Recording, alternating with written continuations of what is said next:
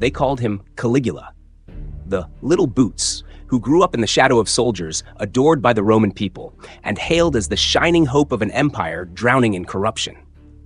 But within a year of becoming emperor, Rome would whisper a darker name for him: monster. This was a man accused of bedding his own sisters, a ruler who paraded them at banquets like trophies and spoke openly of turning blood into a symbol of divinity.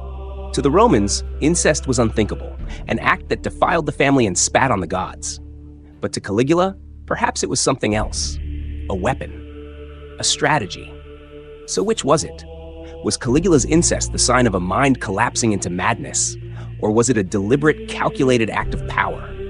Stay with me until the end, because the answer might just reveal something unsettling: that in Rome, what we call madness could have been the sharpest political strategy of all. To understand the scandal that would one day horrify Rome, we must first understand the man. Caligula was born Gaius Julius Caesar Germanicus in the year 12 CE. His father, Germanicus, was one of the most celebrated generals of his age, a man whose victories in Germania made him a hero of the legions and a symbol of Roman glory. His mother, Agrippina the Elder, came from a noble bloodline tied directly to Augustus himself. Caligula was not just any child. He was born into destiny. He spent much of his childhood in military camps, following his father on campaign. Soldiers, hardened and scarred by war, found amusement in the boy dressed in miniature armor and tiny soldiers' boots. They called him Caligula, Little Boots. It was a name meant in affection, a name that suggested promise, innocence, and the hope of a new generation. But behind the smiles and laughter of the legions, shadows gathered. When Caligula was still a boy, his father Germanicus died under mysterious circumstances. Many believed he was poisoned on the orders of Emperor Tiberius, who feared his popularity. The death devastated Rome, and young Caligula grew up haunted by whispers of betrayal and loss. When Tiberius himself became emperor, Rome descended into suspicion, paranoia, and fear. Executions became common, and trust was scarce. Yet in Caligula, the people saw a different future. He was the son of their beloved general, the boy once adored by the soldiers. When he finally inherited the throne in 37 CE, the city erupted in celebration. After years under Tiberius's suffocating reign, Caligula appeared to be salvation, but within months, the illusion began to crack. Caligula fell gravely ill, so ill that Rome prayed for his survival. He recovered, but something in him had shifted. The charming golden child was gone. What emerged was darker, more unpredictable, more dangerous. And in that transformation, the first whispers began. Picture the grandeur of a Roman banquet.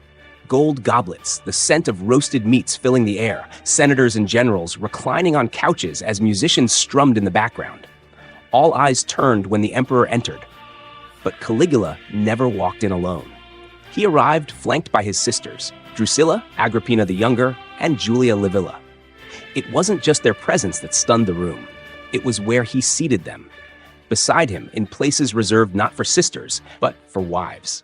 A gesture so bold, so unthinkable, it froze even the most seasoned senators in silence.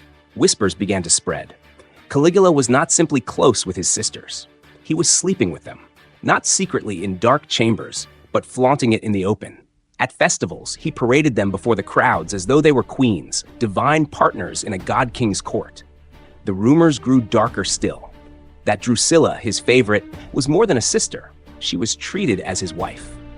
And when she died suddenly in 38 CE, Caligula shattered precedent by declaring her a goddess. Drusilla became the first Roman woman ever elevated to divinity. To the Romans, this was blasphemy layered upon blasphemy. Incest wasn't merely forbidden, it was poison to the very idea of Roman virtue. Family honor was sacred. To break that boundary was to defile not only one's household but the state itself. And yet, Caligula didn't hide in shame. He flaunted it, daring Rome to object. So the question remains, were these just venomous slanders whispered by his enemies, or was Caligula deliberately flaunting the taboo, using incest itself as a weapon to elevate his image beyond human law?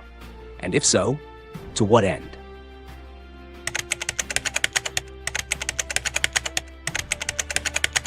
Historians are divided. Some say Caligula was insane, driven by lust, paranoia, and cruelty. Others suggest a more chilling theory. He was following a strategy older than Rome itself. Look to Egypt. The Ptolemaic dynasty, heirs of Alexander the Great, practiced incest to preserve the divine bloodline. Brother married sister. Pharaohs claimed godhood through this sacred union. And Caligula, obsessed with being worshipped as a living god, may have borrowed from this model. For him, incest wasn't a perversion. It was a political act, a declaration that he and his sisters were above mortal law, divine, untouchable. But was Rome ready to accept an emperor who thought himself a god? Or was this the moment when admiration curdled into disgust? Before we answer, let's step into the eyes of Rome itself. The Senate seethed. For centuries, Rome had defined itself against kingship, against tyranny, and against corruption of the family. Incest belonged in tragic myths, Oedipus cursed by fate, or the barbarian monarchs of the East. It was a stain that civilized Romans claimed to be above. To senators, guardians of tradition, Caligula's flaunting of his sisters was more than scandal. It was a declaration of war against Roman identity itself. But how do you defy a man who holds the power of life and death in his hands? Many senators bowed their heads in forced submission. They endured the humiliations, laughed at his grotesque jokes, and toasted his divine sisters, all while hiding clenched jaws. Others whispered in shadowed corridors, careful to mask their hatred behind feigned loyalty. The walls of Rome buzzed with rumors, but few dared to speak aloud. And the people? They were torn. This was the same boy they had once adored, the little boots they believed would save Rome from Tiberius's paranoia. At first, some were dazzled. To them, Caligula's incestuous displays echoed ancient gods who paired with their siblings, Zeus with Hera, Isis with Osiris. Perhaps they thought this was divine, but others were unsettled. To break Rome's most sacred taboo was not divinity, it was madness. It was a curse that threatened to drag the empire into chaos. This was no longer a question of morality. It was a test of how far Rome could bend before it snapped. And yet, hidden beneath the disgust, there was a darker truth few admitted. Incest may not have been madness alone. It was power, it was control. And for Caligula, that made it all the more dangerous. Think of what incest accomplished. By binding his sisters to himself, Caligula eliminated potential rivals.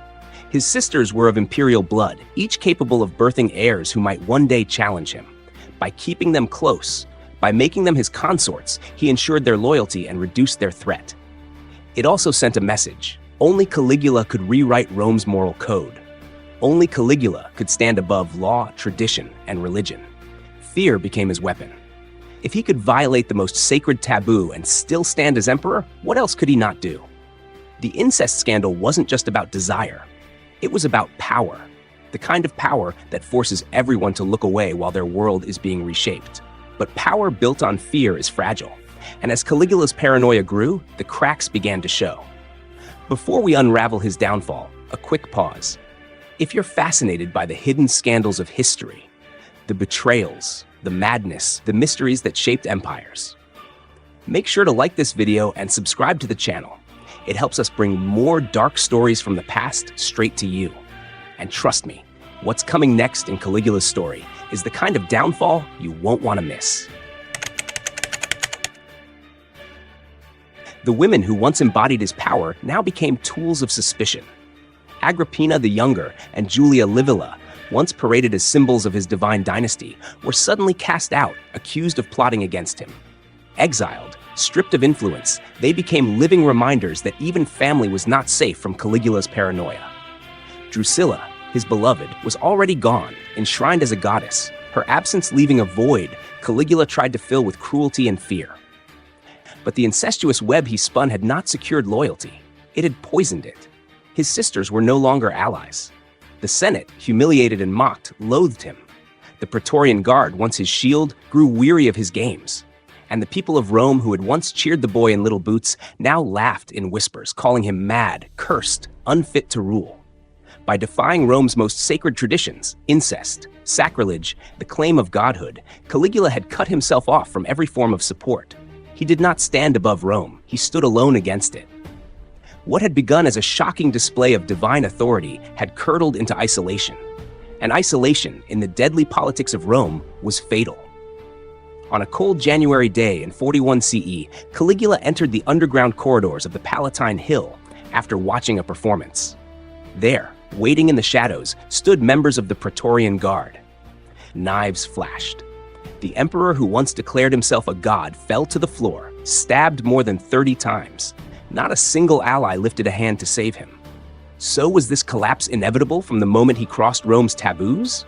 Or was it proof that his so-called strategy, incest as power, was never strategy at all, but pure madness marching toward its own destruction? So which was it? Madness or strategy? The truth may lie in the unsettling middle. Caligula's incest could have been both, a desire born from arrogance and lust, but also wielded as a political weapon. He borrowed from the pharaohs, trying to cast himself as a living god. But Rome was not Egypt. Its people still believed in tradition, morality, and laws older than any emperor. In the end, Caligula discovered the cruel irony of power. When you try to stand above humanity itself, you end up utterly alone. Perhaps his greatest mistake was believing that fear could outlast love.